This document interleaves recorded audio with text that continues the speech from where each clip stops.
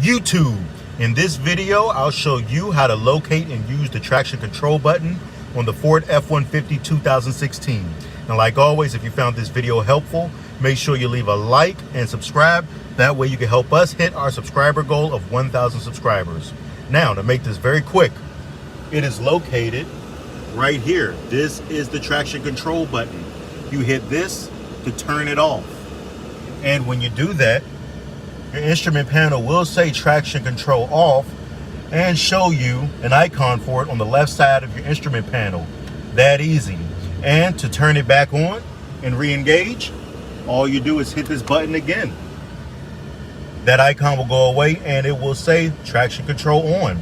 That is how you go back and forth between turning on and off your traction control button. Like always, if this helped you out, leave a like and enjoy the rest of your day. Take care, guys.